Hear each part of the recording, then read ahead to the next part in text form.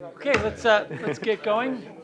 For some strange reason, I don't really understand. I think you all the work. Mid-February hits and our friends from Chicago and Minnesota start to come see us. I don't know why. Migratory patterns. It happens every year. It's like this here, so I don't know. But for whatever reason, Erik, it is wonderful to see you. And Bill, let's find out about the inframarginal returns to college. And we go to, what do we go to, Valerie? 145, right? 145. Okay. Thank you very much. This paper is literally the first time I'm giving it to anybody outside those other co-authors of mine is at this moment. So this is very brand new. I would love comments on every part. I got a title there. I don't know if I love that title yet. So even at the end, you might be thinking that's kind of the wrong way to kind of package the paper. So let me tell you a little bit about what I'm thinking about. So there's a lot of applied micro research that tries to identify what happens to income for people who are right on the margin of a college decision of some sort. And they kind of use emissions data. They kind of look at a very RD, well-identified specification and take a look at somebody on one side of a cutoff of emission, compare it to somebody on the other side of the cutoff of emission, and say that the returns to college have these huge effects on lifetime income. And I just cited two recent papers where you're getting numbers like lifetime income goes up by somewhere between 10 and 20%, depending upon estimations. Then you have a whole bunch of policymakers that come along, and sometimes they say, I want to expand college dramatically, maybe make it free for everyone, citing this research that the returns to college are very, very large when you send people to college. Those policies, and then also understanding other aggregate demand dynamics I'm going to show you in a little while, often confound these marginal effects, and they want to think that they apply to all people. And so what this paper is really going to be about is trying to think of how people away from margins are going to respond to different types of policies. So let me tell you a little bit about the game we're going to play. So I'm going to try to assess the returns to college, either some college or maybe a bachelor's degree, so we could have associates or bachelors in the background, for individuals away from the margins. So basically with the goal to better understand potential policy proposals that people put forth to expand access to college. The paper is going to have 5 parts. I'm going to start in a modeling sense. So I'm going to try to develop an equilibrium model of the decision to attend college, where there's going to be rich occupational heterogeneity, there's going to be rich individual heterogeneity. Some of us are going to be good at carpentry. Some of us are going to be good at lawyering. College is going to have differential returns for those of us who go to specialize in carpentry versus those of us who specialize in lawyering. We're going to have costs associated with college, where money is going to be one part of cost, but there's also going to be effort and time needed to invest into the college decisions. Maybe liquidity constraints fine or not. And then we're going to have occupations that are going to be moving in terms of their demand over time. Some occupations are going to be going up, some occupations are going down. The returns to some occupations when you're college might be rising, and that's going to be kind of the model.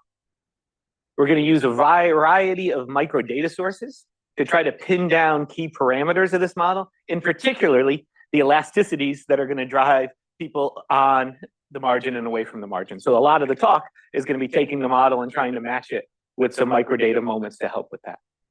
We're going to show the model is going to be consistent with a lot of these micro estimates that people have put forth on the marginal returns to college, even though we don't target those in any of our ways to discipline the parameters. We're then going to use the model to compute the gains, the welfare gains to individuals of a variety of potentially realistic but fictitious types of policies. And again, this is all in the early stage, so we're willing to get feedback at every part. And I'm just letting you know, some of the estimates were coming in like this morning. So it's something we should take standard errors on some of this. And then I'm also going to potentially use the model to explain large trends, which I'm going to show you on the next slide, of how college has been shifting in the aggregate over time. Steve. I think that's the counterfactuals. I guess in principle, you could look at actual events, right? So the GI Bill, where there is a very big non-marginal. Exactly. So going back in time. So I haven't done any of those kind of things. So I'm going to use microdata in some things. We haven't done that going back in time yet. But that's exactly on our agenda. You're going to see, I would say 85% of the ingredients in the model, I think I've got want, but there's going to be other things. So first, I'm trying to get the model in the playground set up. So the model is really trying to, the goal in part is to develop this playground. But then once we do that, I'm going to feel much more comfortable, going back in time.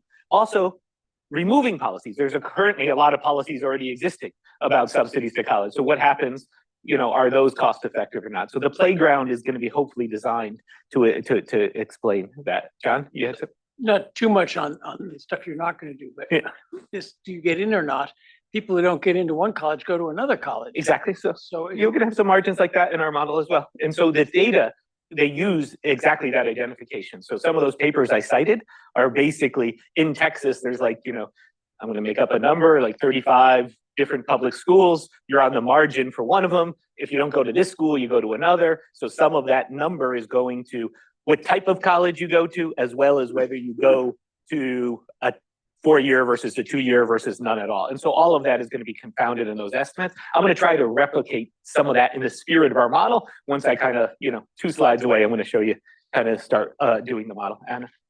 When you talk about college, for you, college is everything beyond high school. So it's like 2 years, it's community colleges, it's associate degrees. So I'm going to have 2 college types in the model. Again, I'll get there very soon. One is going to be a bachelor's degree plus, and the other I'm going to call some college, which is going to be a bundle of other things, which is going to be 2-year degrees and some certificates, as well as people starting college and dropping out, which I don't have in the model at this moment. I'm going to tell you there's going to be some of that part of the real world that I don't have a handle on yet, and how I'm going to take that into the model instead of the data. The data I know with how I'm doing that in the model.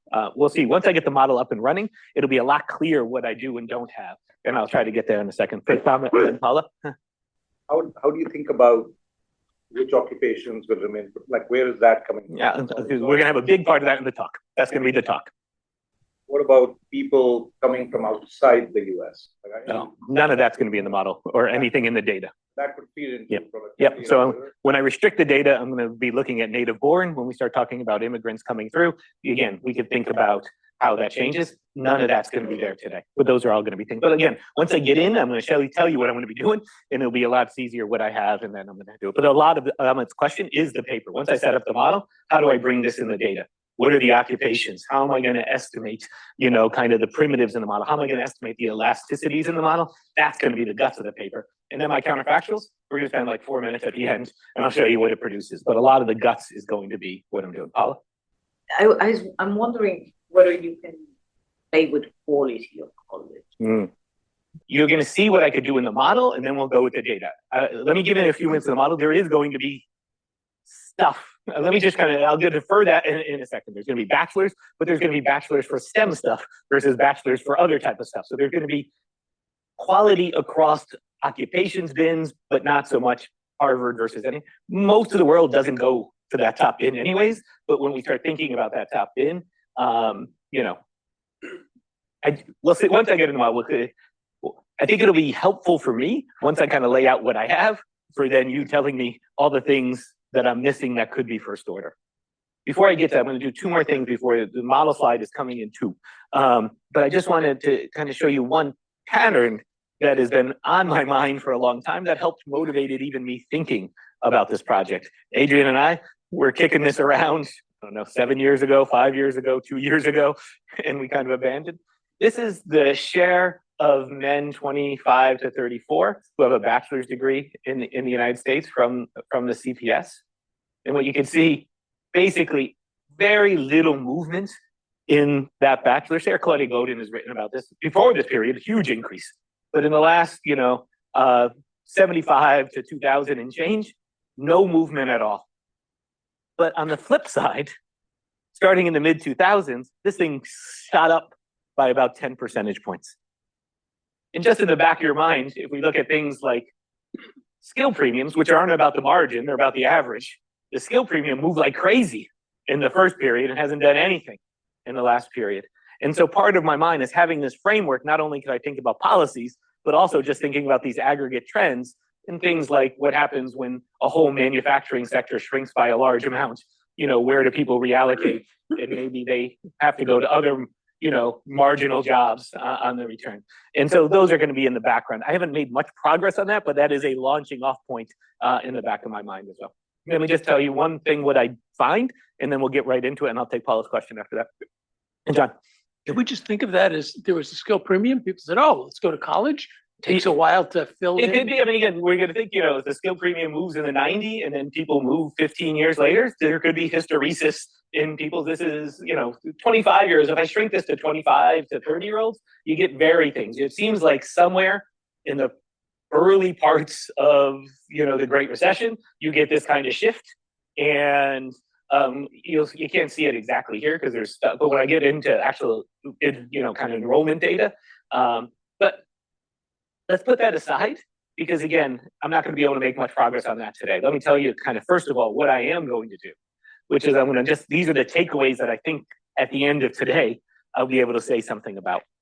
First, which is, policies that dramatically reduce the cost of college education will have very little effect on college completion or individual welfare. Given the cost, these broad policies have a very large negative rate of return. Okay. To the extent that there are effects, they tend to come just transferring resources to people who had already gone to college, which tend to be higher income people. The model can, as I said, replicate these marginal returns to people going to college in terms of income. But in terms of actual utility in our model, it doesn't move too much, even though income does. Because these papers that focus on looking at the income returns don't realize that college is costly in a variety of different ways beyond tuition.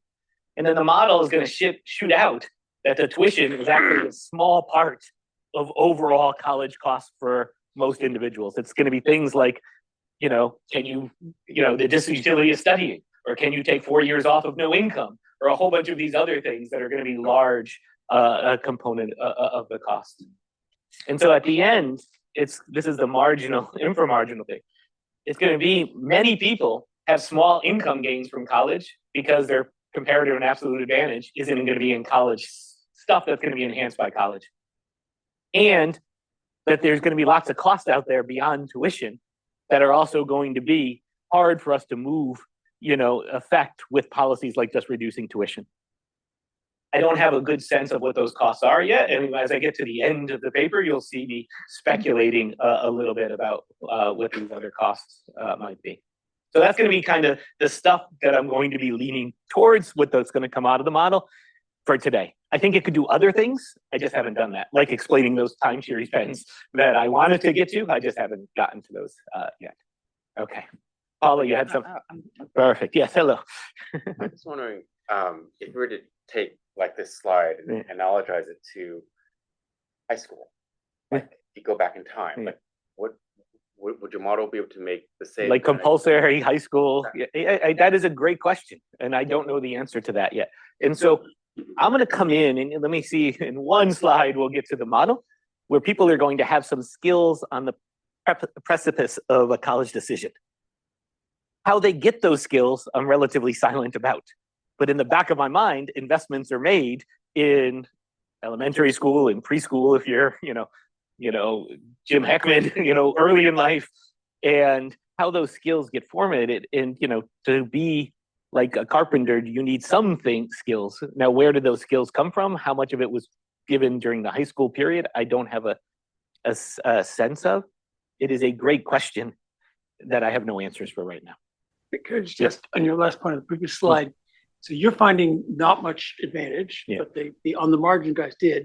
Is that because the marginal person got an advantage, then we lowered the standards, and now we're quickly into the territory of people who have. So there's both of those. So there's two parts of this, and we'll kind of try to decompose it-ish later on. So the marginal person is really the marginal, and they get an income gain, but there's an offsetting cost in utility. So their margin, So even the marginal. even the margin, people aren't going to gain much in utility. And then when you're far away, these people actually lose quite a bit when you kind of, they don't take it up. But if you forced them to go to college, they would actually be worse off. You take somebody who might be a good manufacturer or a good carpenter, and then that's where their comparative advantage is, and you force them someplace else. They pay the cost without much of the benefits. But let me kind of I want to get into the model and then kind of go. Steve, yeah. One more high-level conceptual issue with the table. It's not clear that people who are on the margin know they're on the margin. Exactly. And I think it's the case that in that period where men stopped increasing their college attendance rate, there was a big increase in the share of men who went to college and didn't finish. Mm-hmm. So, which is also kind of supportive of this idea. These people don't really have an idea of whether they're suited for college or not.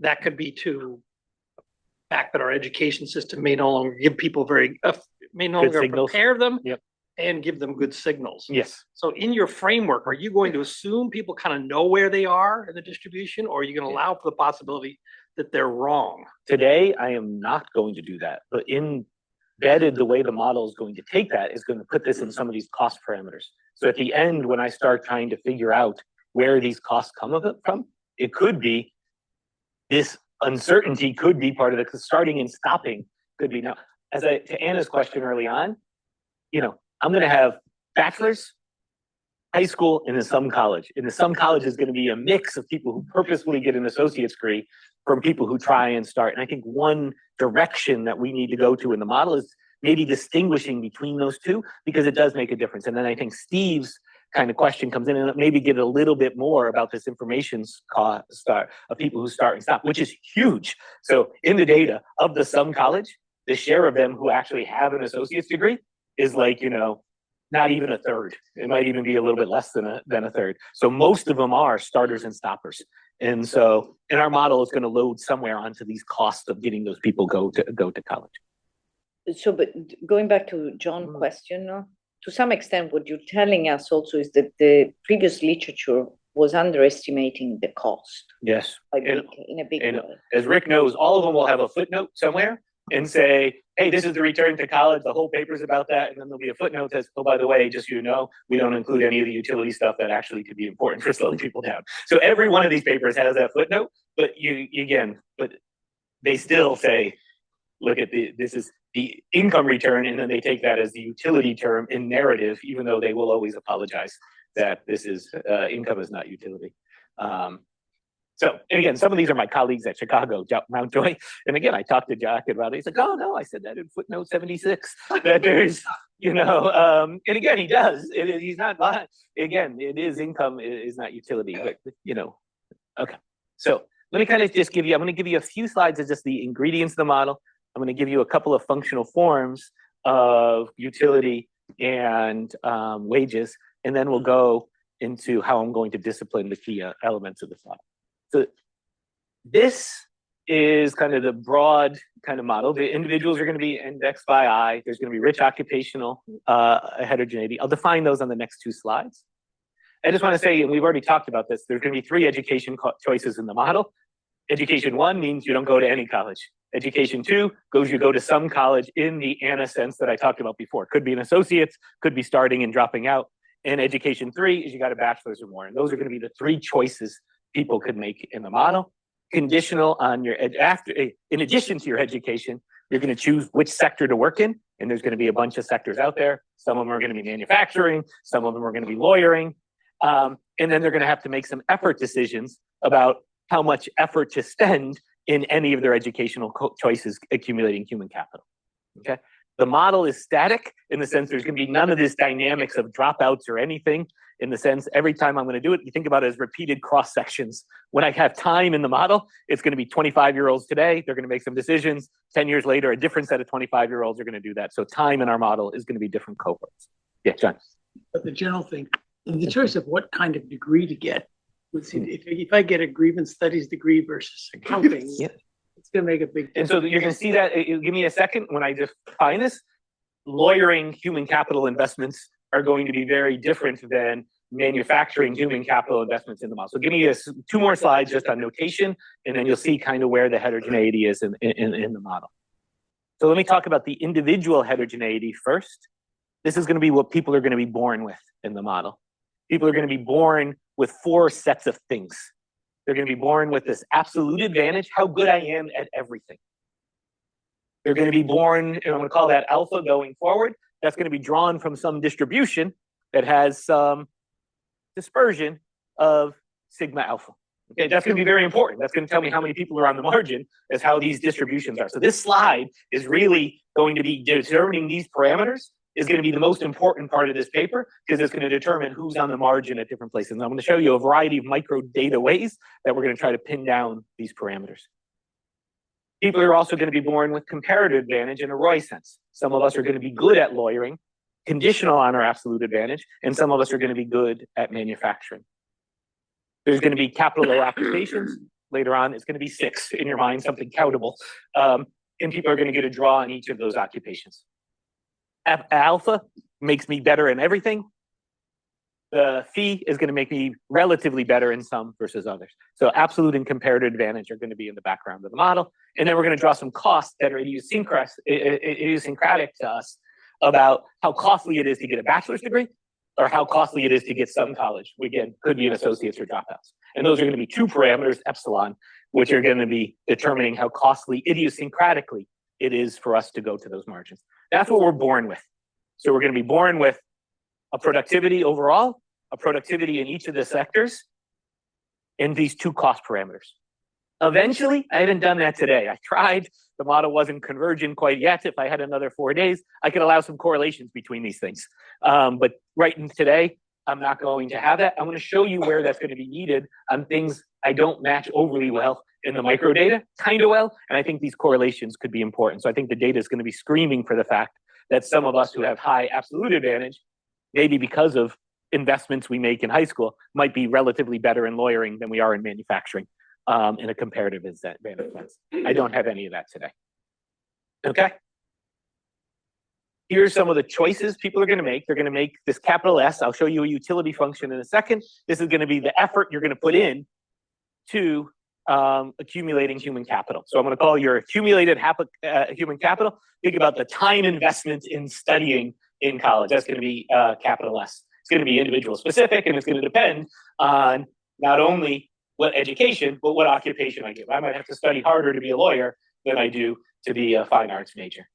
And then our skill is going to be that human capital multiplied by our absolute advantage. Occupations are going to differ in some productivity. That's going to be beta. And there's going to be, for every occupation, it's going to be how productive that occupation is. That's going to be, we might have manufacturing decline over time. And I'm going to view that as a decline in productivity in manufacturing, or lawyering get more productive over time. And then each occupation is going to have a different return to human capital. So think about the return to human capital in each occupation is the human capital I get if I'm high school, the human capital I get if I'm some college, or the human capital I get if I have a bachelor's degree. That'll be a gamma for bachelor's, a gamma for high school, and a gamma for some college. And those are going to differ by occupation. The return to me getting bachelor's degree might be relatively small in manufacturing compared to lawyering. I might definitely need a bachelor's degree by definition because they won't take me in any other way. So these parameters are going to move over time, and that's going to move people's choices about what occupations to potentially sort to. So occupations are going to be defined by their productivities, by the returns to different human capital, and they're going to have different costs and average. So the epsilons were the idiosyncratic parts of cost. These kappas are going to be the average parts of cost. That's going to include tuition, and then it might just be hard on average to be a lawyer. You know, you might need more time. You might need 5 years versus 4 years in bachelor's to be a lawyer. And so those are going to be the average costs that are going to be common to all of us are going to be embedded in these kappas. They're going to be occupation and education specific. The kappa for a high school, we're just normalizing to 1. Steve. What's so interesting? What's driving that ultimately changing? Nope. I mean, again, in the back of my mind, but in the model, I'm going to treat them as God is just moving all of these things around. So those are going to be the exogenous driving forces in the model. is going to be that bottom row, those 6 parameters. And everything else is going to be the endogenous sorting in the background. That's the main sort of, about the structure of the model. It'd be kind of interesting to project them later on.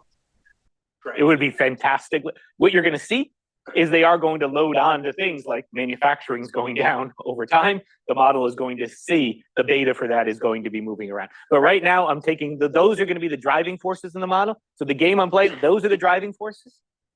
There's sorting from those 4 things that people got. And the whole game is how those things move around and how people resort. And then I'm going to start later in the paper, shocking the kappas. Let's reduce the cost of going to college. Some part of that is going to be tuition. How do people resort? And that's going to be what I'm going to do in my counterfactuals. Yeah, Luigi. Each occupation is going to be endogenous here. Endogenous. I'm going to show you on the next slide. Endogenous. I'm going to show you on the next slide what is going to be the wage function. And the average wages are going to be endogenous to these things and the sorting. Okay. These things are going to be primitives, though, in the wage function. So next slide is utility. The slide after that is wages, which will enter utility. Then the model's done. And then we'll just go into how I'm going to discipline those parameters. Yes. It might be on this wage slide, but given that we're concerned about the kind of time and effort cost of attending college, do you think of the occupation returns to working as being net of an effort cost of working? So I'm going to have, you're going to see when I do the function, there's going to be both the wage is going to have the gamma is going to be the returns, plus it's going to include all the sorting, which is going to be a function of kappa, and your effort is going to be in there as well. So give me one more slide, but all of that will be in there. So I wanted to lay it down in words, kind of what are the primitives, and then I'm going to show you 2 functional forms, a functional form for utility and a functional form for wages, and then the model is essentially over. And then I'll just show you it could simplify to a discrete choice kind of framework where people can sort after that. Okay, so here is our utility function. Individuals are going to get utility out of their wage, which will be endogenous on the next slide. That wage will then be a function of my own stuff, like how my absolute and comparative advantage, plus stuff like what education I get, what occupation I go to, and then time, as I told you, I'm going to have time because these things are going to be moving around over time, these driving forces on the last slide. Nice and easy. You're going to get some disutility from effort you have to put in to accumulating human capital. That's going to be this S. And then, so think about 1 minus S as being your leisure, and S being how much effort you have to put in to getting human capital. And so think about a pre-period where you're doing your schooling, and then you're going to have to make this choice. This effort, I'm going to show you on a first order condition, is going to then depend on the education you go to, the occupation you go to, and how those things move over time, the drivers of that. There is going to be a utility parameter. Is the S function got a T subscript? Oh, because all the things are going to be moving around over time. I should probably drop the T. Like, it's going to depend upon, like, the occupations are going to move with their productivity over time. So I should probably make this a static model and then just allow these things to change over time. As I was writing the slides, I find that the T's going in, and that's why I had the apology slide. That is really just a set of cross section, because there's no dynamics in the model. It's just the things that I'm going to make my choice of things that are going to drive my S today. Those things are going to change over time, and so our model, the S, is going to change over time. Okay, the pitchforks, I don't know how to say that, are going to be the utility parameters of my disutility, and I'm also going to allow that potentially to differ by education. It might be more costly on average to get college education for 4 years or bachelor's than it is for 2 years. I think I can normalize that parameter, and I think it would just reload onto the kappas someplace else. I'm playing with that. I haven't done that yet. Hey, what do we got, Ken? Back to the assumption that I knew you would. disutility. There's always disutility to the studying. Yeah. So what this is going to do through the lens of the model is going to generate why we get paid in some wages. There's got to be some cost we got to make in order to invest in the effort. And in the model, just so you can tell, to Ken's point, this is going to generate why lawyers are going to get paid more than teachers, because on average, you have to be compensated on average for the additional effort to be a lawyer versus teacher. You know, that's what I'm saying, but this is going to help me in the averages. So, and then the epsilons are in the background. So there's nothing that says your cost couldn't be negative for you idiosyncratically. And so that's what I was saying. Yeah, what do we got? I'm assuming it's immeasurable how you calculate the opportunity cost of going to college. Oh. You know, that's a real tough one. Yeah. And moreover, the opportunity cost of going to college, given this alpha parameter you have in there, is really high. Yeah. For, I mean, it's like athletes, right? Yeah. You leave after 1 year, you become a pro football player. Yeah. You know, and so that's, I don't know how that's incorporated in there, and I don't know if we Yeah, can. so I'm not going to have the dropout decision, but the key part is the opportunity cost is going to be loaded into this kappas as well.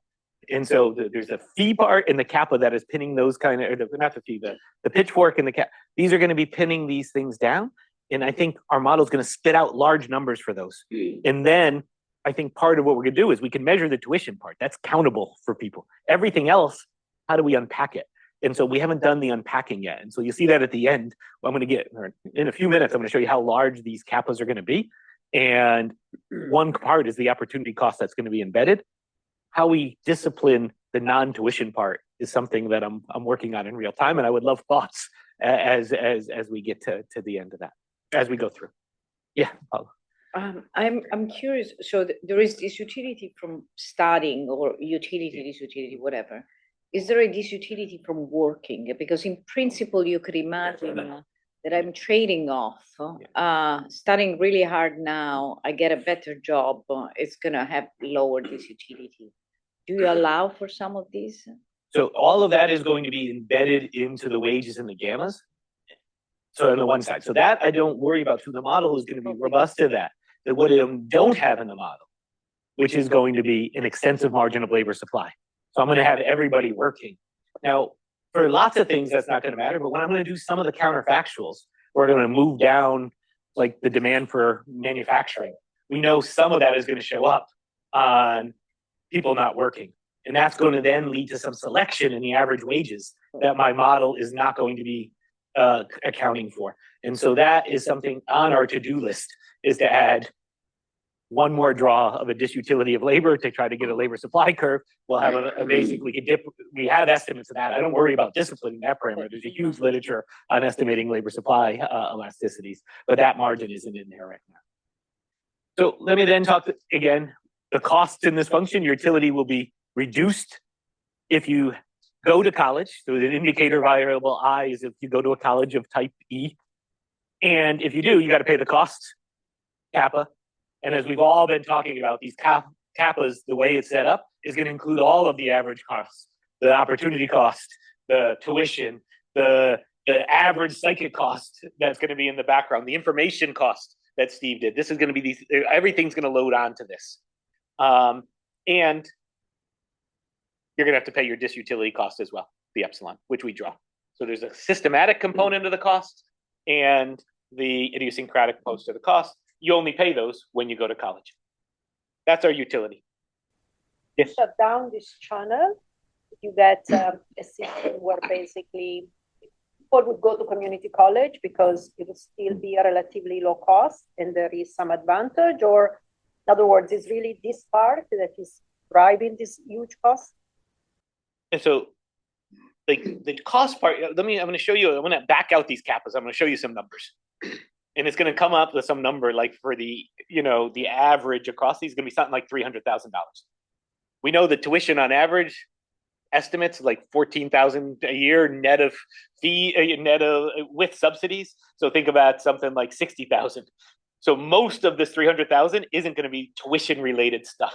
And so where is that other things coming from? That's going to be in the background. All of that is going to be the residual in kind of this model. So we are going to have the cost for community college is going to be lower than the cost for some college. I don't have community, I have some college, is going to be lower than a bachelor's degree. The model spits that out, that it's going to be that.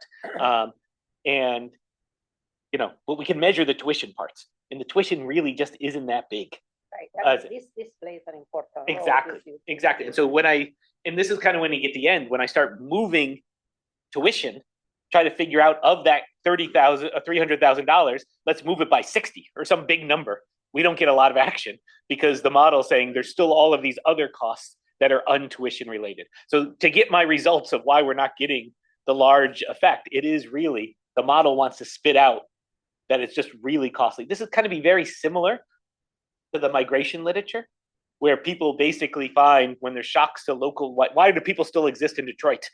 They say the incomes and real incomes are higher somewhere else. So they infer there must be these really high mobility. Mine's going to be exactly the same. I'm going to have shocks to local markets. I'm going to have people going to college. You're not going to get a lot of people going to college in response. They're going to say, hey, they're relatively inelastic. The model wants to throw that inelasticity into these cost parameters. And that's exactly what we're going to be getting when I try to discipline them. That's where the model is going to want to load onto all this cost function. Yeah. Yeah, I just wanted to float two ideas on some possible sources of those costs. One is the recently published JPE paper by your colleague, John List, and a number of other co-authors that find, using structural analysis for high school, that there is significant heterogeneity of productivity of studying. And then that explains why struggling students actually don't study more. And I found that very revealing when I was doing some time use stuff I was recently. And then the second thing is differences in either the cost of credit or their impatience, because college gives you this wonderful steep thing, whereas not going to college, you get more there. So those sorts of heterogeneities can help. I mean, to Valerie's point, again, some of those are going to be metaphorically around, and how we discipline them is going to be interesting. One of which we're trying to do, not today. I think because we have all this tuition data, I could try to separate out the parts of the costs that are tuition related stuff. That's where the policy wants to be, and all the other stuff. And then for the tuition related stuff, then we could do liquidity constraints much better. And then the sense I'm talking about the wage part. Oh, that in the future they could borrow. No, you know, going and being a plumber, you get your wages now, but it's going to be flatter profile than the college. So in our model, that's all going to be taking the present value of all of that income. So we're not going to have any of that timing in the static model. And so in the static model, that'll be, I'm going to calibrate to exactly the present value part. So I'm not going to have anything about the slope. But if you have heterogeneity in the discount factor. Exactly. Yeah, that could be true. But that'll come up in our epsilon. So again, we have. The question is, how do I unpack that from other stuff? Which, again, I'm going to want to show you kind of what I get out. But you can see this is the paper now. Basically, I'm going to show you how I get these elasticities. The elasticities are going to spit out some big kappas. Then how do we unpack those kappas is going to be kind of the game. But this story sounds basically like what Jacob Mintzer did in 1965, that tuition isn't relevant. It's the time out of the labor market and the cost that's all important. And that's so time out of the labor. We also have some sense of how big that could be. So we know what the average earnings of those, and it still needs something on top of that. But I agree with you. Mintzer kind of had some of that, Willis and Rosen had something kind of in that spirit. So I think what I'm hoping here is that by doing it kind of generally in kind of getting the selection kind of right, we could kind of then try to get a better sense of what these marginal elasticities might be. And I'm hoping that's kind of be the game that the value added of kind of what I do. So would individual differences in discount rates or patience ultimately be part of the cost? Like it'll be in my epsilons. It'll be in some residual variation that makes it more or less net benefit for you. And so the epsilons are net benefit space. I'm saying the word cost, but it's really net benefit. So if there's heterogeneity in benefit, that's not due to your productivity and due to some other preference parameter, that will also load into this epsilon dispersion. It won't, the average level will be netted out, but it will allow the variation will come in from the epsilon. I'm going to show you the epsilons are pretty dispersed when I show you how I discipline that in a second.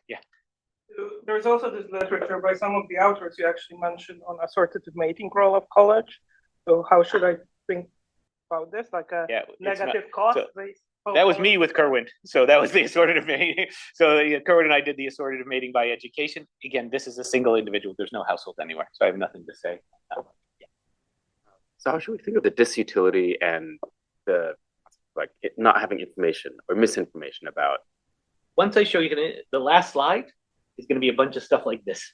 Like basically, here's what I got. How could you guys help me kind of figure out how much is these other components like education? And I do think there is something, as Steve pointed out, maybe Anna alluded to, in the dropout margin is very distinct from an associate's degree. The return to an associate's degree in the data people with an associate's degree are higher with 3 years of college with no associate degree and no bachelor's degree, the dropouts. So there is something, it's not hugely higher. So that margin may allow us to kind of figure out, something about information or learning or things of that nature. Yeah. Related to value, so you have present value. Yeah. But some occupations, because you went to college, will allow you to switch careers and occupations. Is that going to be I don't have any of that in the model. So it's a static model. You're choosing your education and your occupation in the 25 to 35-year-old range, and then you're with that forever. So far, there's none of that. Let me just kind of show you the wage function, and then I'll tell you how I'm going to try to estimate these elasticities in the last half hour of the talk. So your wages are going to be, multiplicative, so it's going to be linear in logs of 4 components. The occupation you choose is going to have a productivity beta that's going to directly affect your wage. So if lawyering gets more productive, the average return to lawyering, conditional on your skills, is going to go up. Okay? And then there's going to be sorting in response to that. Nice and easy. You're going to choose an occupation, and that's going to depend upon your comparative advantage. So if some of us are really good in lawyering, we're going to get a higher wage than some of us who are mediocre in lawyering, conditional on both of us choosing lawyering. It's going to depend upon our, total human capital, which is going to be our absolute advantage alpha, and our investment in those skills, like Ken and I were talking about earlier, the average investment in those skills. That's going to be raised to the return of those skills in that occupation, the gammas. And so the gammas are going to determine how much the skills are rewarded that could differ across occupations and within education groups, across education groups within an occupation. So you could basically have manufacturing just doesn't reward college as much as doctors. Okay, that means their gamma 3 of doctors are going to be higher than the gamma 3 of manufacturing. Although, and I'm going to show you in a little while, manufacturing might offer higher returns to some skill relative to another occupation. So all of these are going to be allowed to be flexibly moving around in the data. And again, those are going to be the exogenous drivers in the model. I'm going to try to infer them, and then I'm going to shock them. And then I'm also going to have some aggregate, productivity shifter around there to hit the level of wages. I'm going to allow that to vary by education group in theory, even though I'm going to pin it down when I calibrate just to be the same across all education groups. Why? Because all of that's just going to load onto the other parameters in the model. But sometimes we might say, what happens if there's a general decline to college workers' demand? And I wanted to have something in the model that allows me to kind of shock that.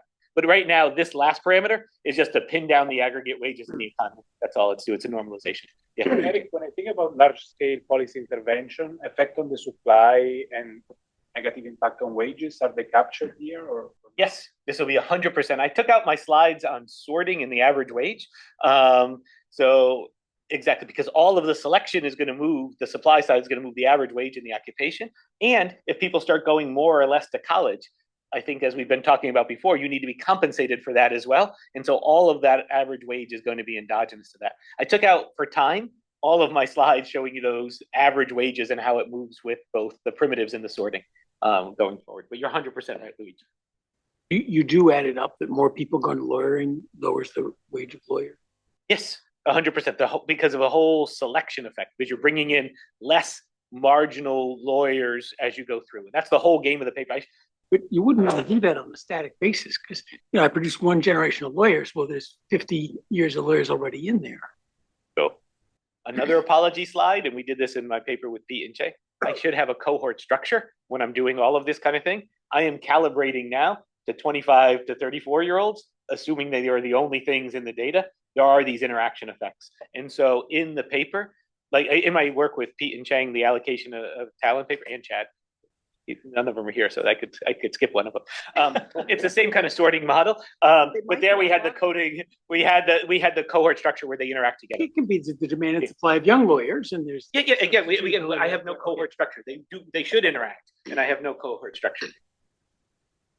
Yeah. Do you assume anything about higher order moments and across different occupations and education categories? Those are going to be informative of the distributions. So I'm going to show you in a little while how I'm going to use those higher order moments to help pin down those distributional parameters. Mostly asked because I think Paul Devereux has a paper a few years ago on like insurance value of college, basically. So, going to college gives you more comparative. I am going to show, I don't have any of those kind of effects. I'm going to show you, though, the variance of wages in occupation education groups is going to be informative about the dispersion of the alphas and the phis in the model.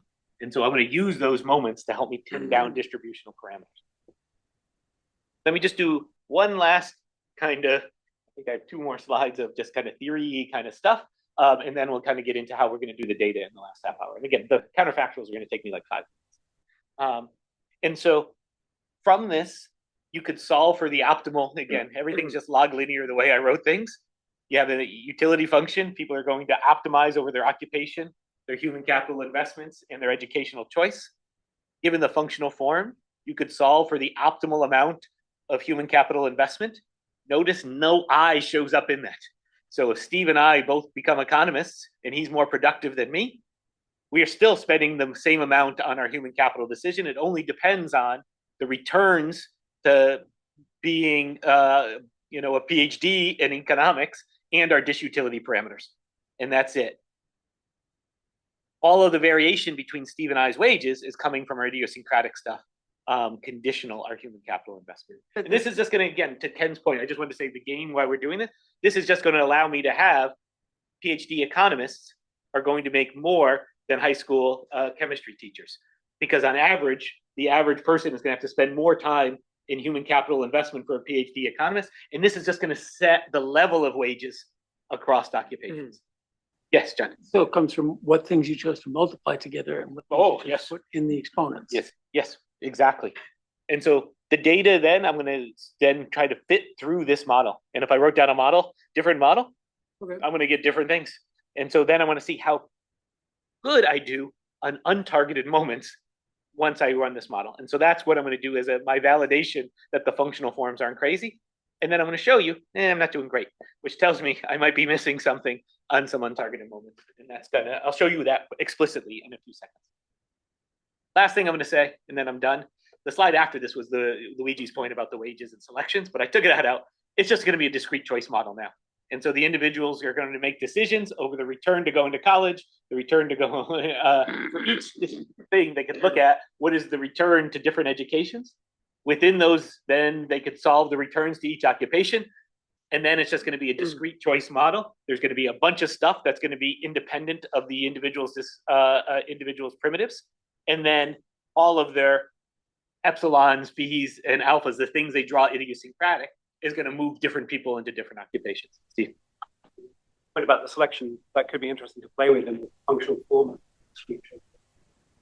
I mean, it's really, it's everything. So the next slide is the functional forms of the distributions are really going to drive all of the things so far. John was making a different point. I made a functional form assumption of the wage productivity, the wage as well. But I'm telling you, the functional forms of the distributions, that's 2 slides from now. That's the whole game. I'm going to make some assumptions, and then I'm going to see how I'm going to discipline those assumptions. And then I'm going to ask, conditional on those assumptions, how well do I do at matching a bunch of untargeted moments? So this is basically, there's a lot of parameters in this model. For each occupation, you have the betas, the gammas, and the kappas. For the data, I have a lot of data too.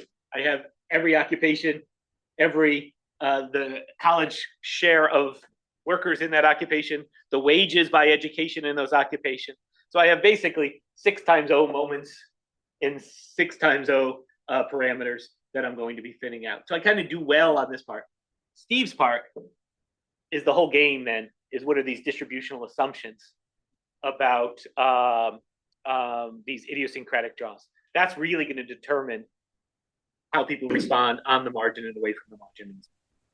But what I'm going to do now is try to tell you how I'm going to try to get these parameters. Then we'll see whether they're sensible or not. I'm going to do 3 things. Part 1 is kind of the 6 times O moments and the 6 times O parameters. I'm just going to use data on occupational choice, educational choice, and wages from Census and American Community Survey for men 25 to 54. I'm going to show you how I define occupations. I'm going to show you what those wages and educational shares kind of look like. So that's going to be the first part. Once I do that, that does the easy part. That backs out the gammas and the kappas and the betas, the occupation parameters.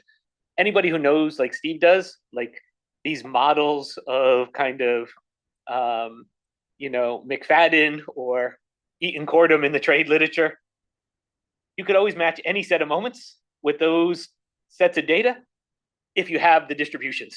And so the whole game of this really is the distributions are going to be the key important parts of kind of doing the inference. So that's part 2 and part 3. How am I going to get these distributions? And so the first thing, second part is I'm going to use a whole bunch of data from the NLSY of conditional covariances of wages and occupational choice by different AFQT years. AFQT is a proxy for absolute advantage in my model. And then I'm going to show how those distributions are going to move around. And that's going to give me the distribution of alpha, how dispersed wages are, and potentially any correlation of alpha with occupational choice. And then the last part is my favorite part, is I'm actually going to go to the real world and I'm going to shock local demand at a regional level and then see how people change their occupational choices. So Steve was the question of going back to the 1970s and kind of do that. That could be good. I'm going to basically just look at, kind of China shock, manufacturing shock variation at local levels in the United States and see how many people kind of change their educational choices. And that's going to tell me on who's on the margin, if I could get those in the right units. And so that's kind of the right thing to do. The fracking thing would be another interesting thing, because another people bemoan the fact that it reduced college attendance, but the question is what it did do for utility. Exactly. I mean, to be fair, I also used the housing boom in my AAR piece with Kerwin before, and basically, again, the numbers, this part of the paper, I'm going to get numbers that look like my stuff, with Kerwin. It's going to look like some fracking stuff. It's going to look like people did in Spain when they kind of housing boom there.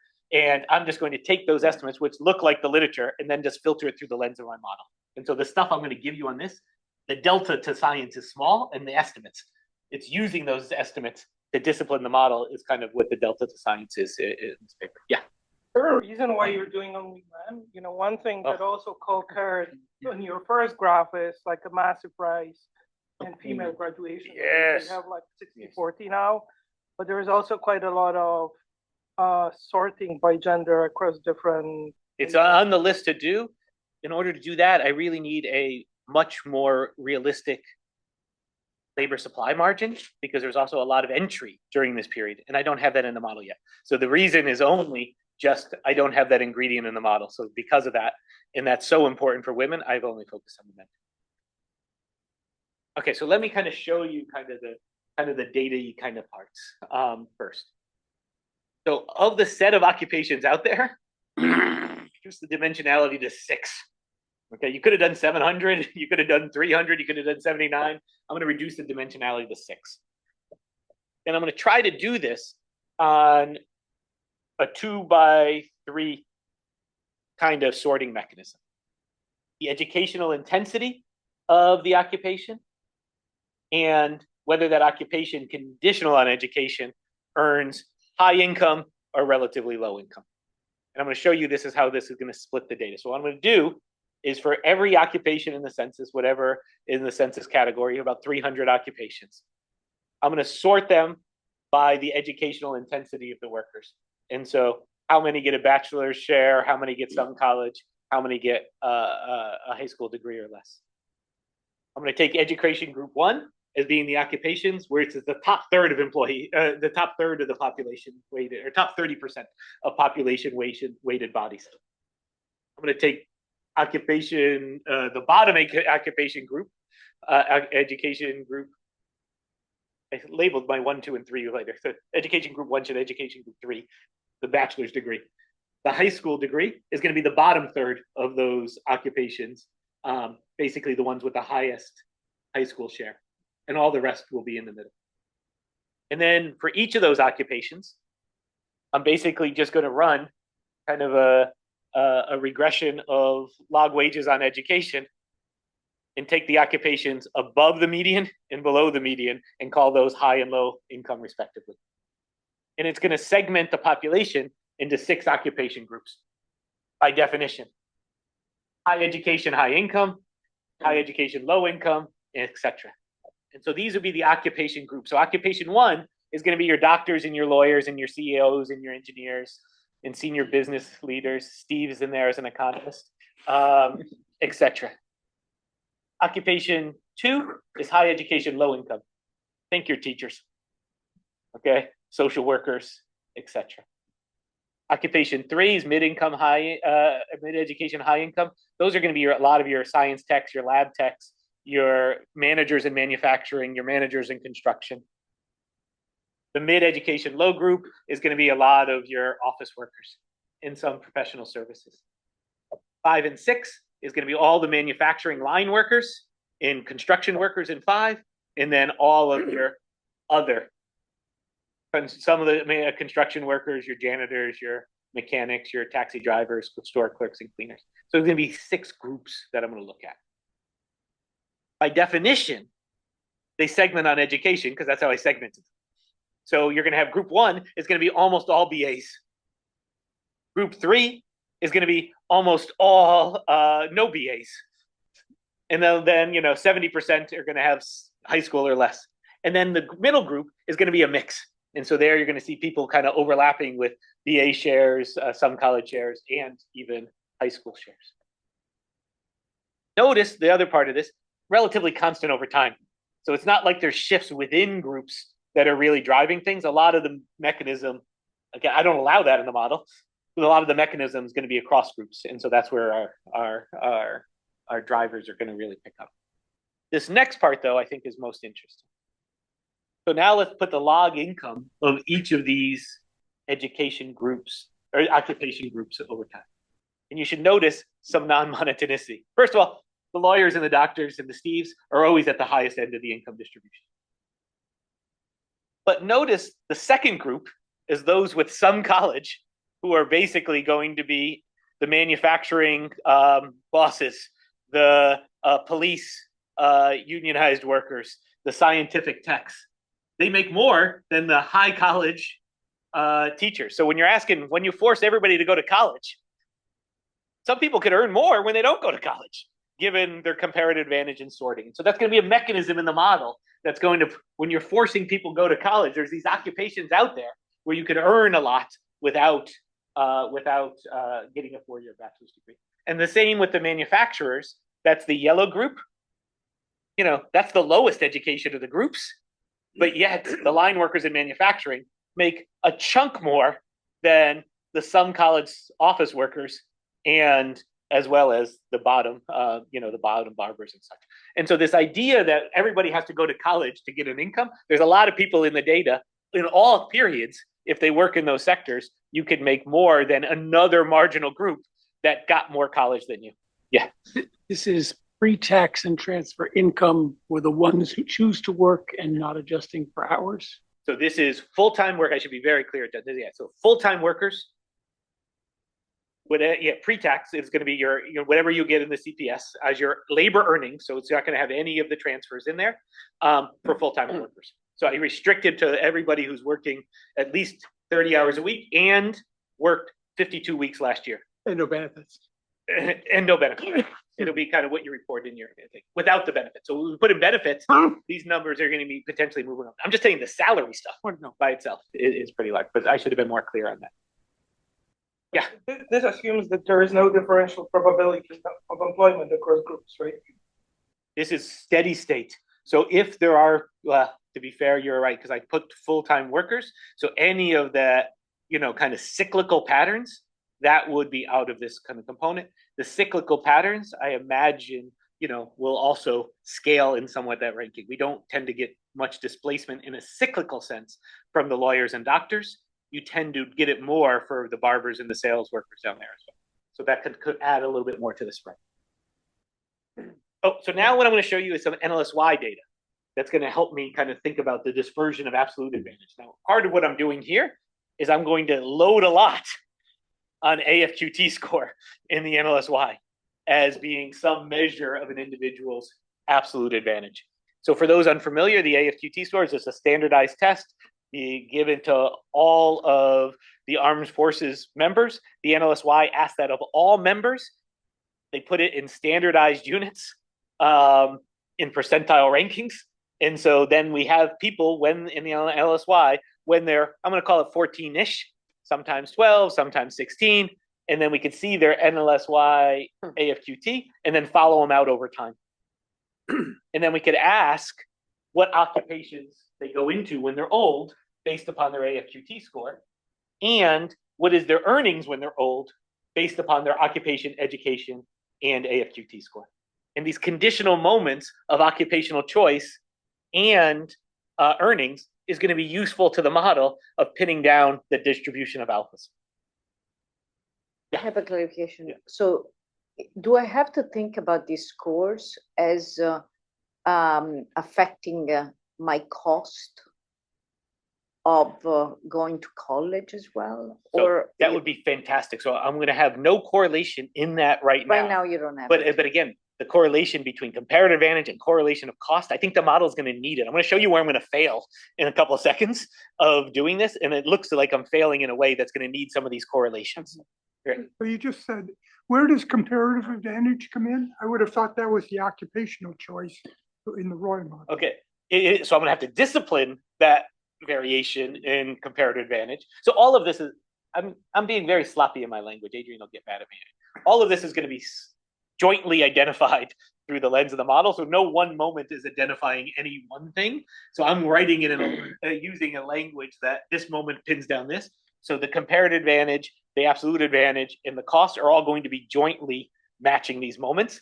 I'm trying to intuitively say this might be helpful on this dimension, but to Rick's point, all of these will be inferred individually. So when I show you this picture, which is basically in the NLSY, this is data. What is the occupation share of different occupational group sorting of different AFQT groups relative to the average? So everything should be looking relative to the average here. So a number like 20 is 20 percentage points more likely than the average occupation.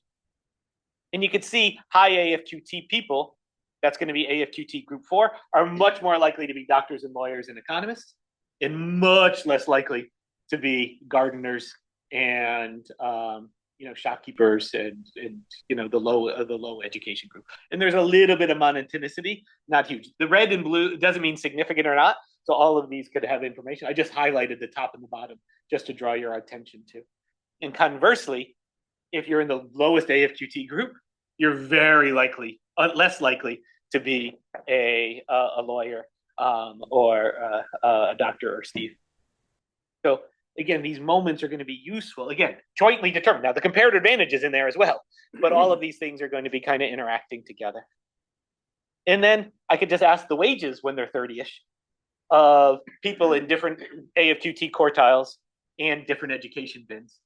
And you can see as you're highly educated in a high AFQT group, you tend to get, on average, your wages are like 80% higher than if you were in the low AFQT group and the low education group. So this spread of wages is going to be a little bit useful on the spreads of these, again, in my mind, AFQT, but all of these things interacting together.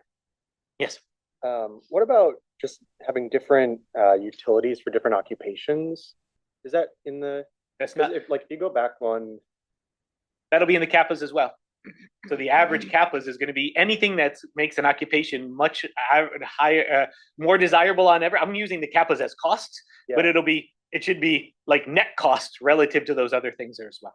And so the cost would actually, I'm going to get a number like 300,000, and if it's actually more utility, the cost could even be higher than that if some of this is actually utility based as well. Okay. So let me do one last thing, and then I'll kind of show you some counterfactuals. I'll show you where the model fails, and then I'll show you some counterfactuals. The last thing I'm going to do is kind of use this regional variation in local demand shocks to try to pin down how, at the local level, people respond to these local demand shocks in terms of your education attainment. Like Valerie said, there's lots of literatures on this, myself included. Then I'm going to turn those estimates into model units. And then I'm going to try to use those estimates to help discipline the other parts of dispersion in the model. And for those unfamiliar, I'm just going to use a traditional shift share instrument. You could call it a Bartik instrument, which basically is going to be each region is going to have some industry mix in some pre-period. We'll call it 2000. There's going to be some national demand changes for those industries, like manufacturing declines nationally. That's going to hit Detroit more than it's going to hit Orlando. Orlando produces Disney World, Detroit produces manufacturing. So when national manufacturing goes down, it's going to have disproportionate effects on the residents of Detroit relative to Orlando. So this is exactly what I did in my housing instrument paper. We got nearly identical instruments. David Auder has done something, the version of this with a China shock. Other people have done it with fracking. I'm just going to use all the industry kind of shifts together as my shock. And then what you're going to see is patterns like others have gotten in the data, which is going to be, for this first page, I'm going to ask what happens to non-college wages. The more negative shock you get, in this case, the negativeness of your shock is on the x-axis. What happens to your log wages of non-college workers? On the right panel, or the left panel, y-axis. And it's going to basically say places that had big negative shocks had the wages of low-skilled workers fall. And the wages of some college workers fall as well. Going through this estimate, then for the average size of the shock, the average size of this negative shock was about 4 percentage points. The elasticity was about 1.4. It's basically saying the average shock was getting you about 5.3% decline in wages. Why is that important? That's how I'm going to scale the shock in my model. I'm going to pick a shock in the betas that is going to give me a 5.3% decline in wages.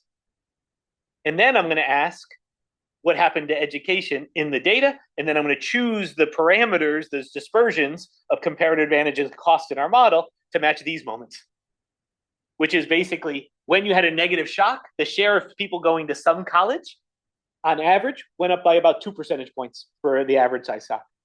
The share of people going to a bachelor's degree, 0. So what happens is going to say from these local shocks concentrated disproportionately to the low end of the distribution, you're going to have very little effect on bachelors, but a non-trivial, non-zero effect on some college. And so our model is going to say that's going to be a little bit more elastic on the non-college margin than it is on the bachelor's margin. But it's possible that these are people that drop out. They try to go to college. It could be, exactly. So what I should be very clear, it is some college in the definition that Anna put out before. It could be associate's degrees or trying and dropping out. In the model, it will have that in the wages of these people on average.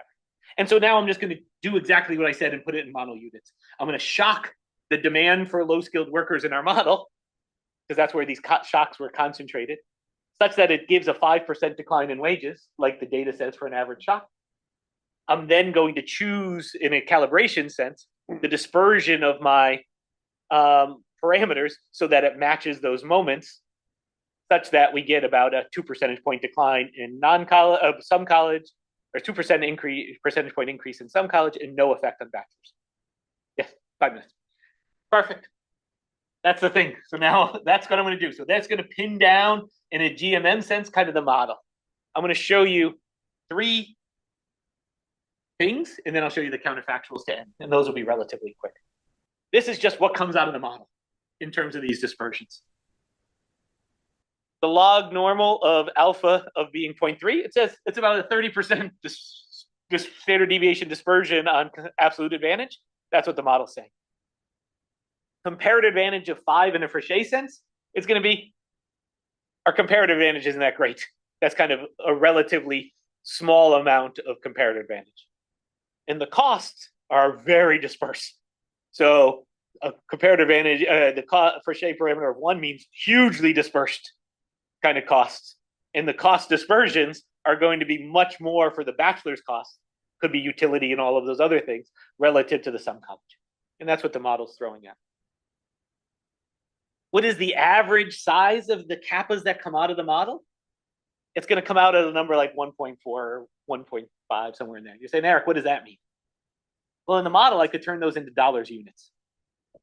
And so just taking those in model units, because, you know, the kappas are in log earning kind of space. A kappa, just to hit the line, of about 1.4 comes out to being something like $300,000 in model units when I turn it into wages. That's why I say this is huge. Well, is your model not just saying, well, there's these huge wages if you go to college? They didn't go to college, so they must have seen huge costs. Or are you? Yeah, they don't conditional on their skills. Yes. Yeah, and so the model is then saying, there says two things. It says the returns to being a lawyer is really high. Given the dispersions of people's skills, we see a lot of lawyers, but not everybody's being a lawyer. So it tells me somehow that there's got to be cost to going to lawyers, or the comparative advantage or absolute advantage is really bad at being lawyers. The fact that there are some people on the margin making adjustments tells me it can't, the net benefits have to be, you know, where some people move, at least on some college margin. And then the wage distribution tells me something on average about how dispersed these costs are. And so putting it all together is yes. And so that's kind of what it is the model wants to shoot at. And so the average costs, though, are really kind of coming from these elasticity parameters, not the level. So let me just do, again, I have 3 minutes. I'm just going to show you. This is where I fail. So as an out-of-sample test, I try to put people into AFQT bins and just say, how much average schooling do you get? Right, left-hand side is the data. It's really steep. My model, much more muted. And so I think, again, we get some, you know, you get something, but I think the correlations will be very helpful on this margin. You're just saying that there's so much variation. There should be more smart people down in the ones. Exactly. And our model isn't given what the data is. So something's pulling them away from going to that. And so I think some of the correlation between the primitives in the model, like the high alphas have lower costs. You know, that was Paula's story. I think could be doing that. I'm going to show you in the model. We could also do those RD kind of studies of people on the margin. We have all of these margins in our paper of, you know, people on the border of going to lawyering bachelor's degree versus, you know, teacher bacheloring degree versus teacher some college. And so we have all these people on the margin, and we could just take people and turn them over to the other side of the margin just by kind of moving them to the other side of the bar. And you can see in our paper, we get something like a 7% average income gain by just taking the average person and moving them over the bar, which is kind of what, you know, Jack gets in his paper. But the utility in our model is zero. They're marginal. They would have made the choice if there was a gain. And so in this kind of thing, we could have a model consistent with these marginal effects. You know, but still have no utility gain. This was John's point early on. In our model, we get income effects without utility effects for the marginal people. Okay, last thing. We do 6 counterfactuals given the model, all by changing kappa. And we do it in a variety of different ways. I'm going to show you the results of them pretty quickly. They're all roughly the same. So what we're going to do is we're going to move tuition by about $20,000 for bachelor's. That's about $5,000 a year. We give anybody who wants to go, we're making bachelor's degree free. We're giving everybody $5,000 a year to go. And if you go to associates, we're going to give you $5,000 a year, but I'm going to say 2 years on average. So we only give you $10,000. We're going to lower the kappas for bachelor's by $20,000, lower the kappas for some college by $10,000. Then I'm just going to lower the kappas for some college by $10,000, or the first 2 years of college by $10,000, which is some college, or you could go to a bachelor's. I could do that only for STEM occupations. Suppose we just want to STEM subsidize occupation 1. I could only do that for highly talented alpha people, give scholarships in a way that only target the top of the alpha distribution. Or I could target the top of the alpha distribution who also have the top of the epsilon distribution. Maybe those are the people with the most idiosyncratic costs. Maybe they're liquidity constraints. And so for each one of these 6 exercises, I'm going to show you a picture like this. I'll flip through them quick and then I conclude, which is basically just what happens to the bachelor share, some college wages, and utility. I'm going to focus on the first 2, what happens to the bachelor share and what happens to utility. That first column just tells me the average of the data of how many people are going to college. And by giving everybody $20,000 to go to a bachelor's degree and $10,000 to go to an associate's degree, I move the bachelor's share by 3.4 percentage points at the bottom and 1.2 percentage points at the top. All the utility gains in the last column go to the top because they were already going to college anyways. So most of them are just getting this inframarginal transfer from this free college. And if we put this in dollars per bachelor's degree space, we're basically spending $400,000 of policy for every bachelor's degree to make a $5,000 going through. And so don't have to look at the next numbers. I promise I'll conclude this. Just look at the bottom line of how many dollars per student. Suppose I only give $10,000 to the first 2 years of college, make associate's degrees free. That's about $500,000 per bachelor's degree that would cost.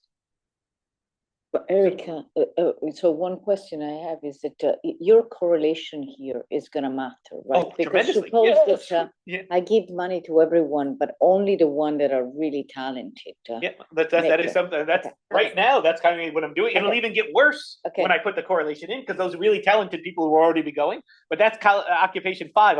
Let's suppose I give $20,000 only to the high alpha people. Okay, that's more than $500,000 per bachelor's degree. And the last one is, suppose I give it to the high alpha, but only also the high epsilon quartile as well, assuming that there's some friction there. And that one, it's only $300,000 per bachelor's degree.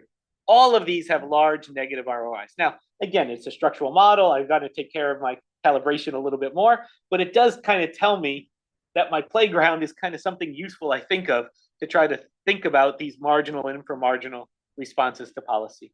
I know I have a lot more to do on the correlations, trying to separate that last part, future work, the monetary costs from the other types of costs, like to look at liquidity constraints. And then as Steve's point, what these other costs are really tells me whether there's a role for policy or not, maybe providing information better, maybe, these other kind of, maybe investing more in like a Heckman sense and getting people's alphas up before they go into the college decision are kind of the right policies as opposed to trying to make college free for all when there's all these inframarginal people. Okay, that's what I got. Thank you.